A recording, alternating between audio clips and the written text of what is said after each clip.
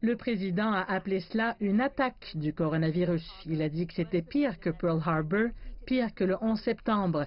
Et il a réitéré ses critiques à l'égard de la Chine en disant qu'elle aurait pu être arrêtée à la source, qu'elle aurait pu être arrêtée en Chine. L'administration Trump a intensifié la rhétorique contre la Chine qui, selon certains de ses détracteurs, détournerait l'attention de sa propre gestion de la pandémie qui a fait l'objet de critiques.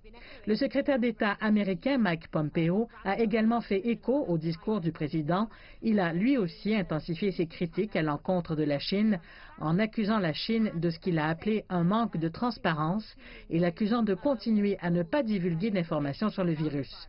Il a aussi déclaré de manière intéressante qu'il n'y avait aucune preuve, aucune certitude quant à savoir si le coronavirus provenait d'un laboratoire ou d'un autre, ce qui est très différent des commentaires qu'il avait faits au cours du week-end, alors qu'il affirmait qu'il y avait une immense certitude que le coronavirus provenait d'un laboratoire de Wuhan. La porte-parole du ministère chinois des Affaires étrangères, Hua Chunying, a répliqué à ces accusations.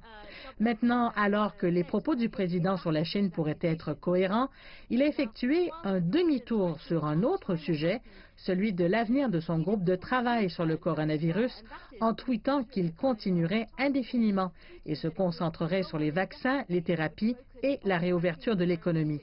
À peine 24 heures plus tôt, son vice-président Mike Pence confirmait aux journalistes que l'administration avait des discussions quant à la suppression du groupe de travail.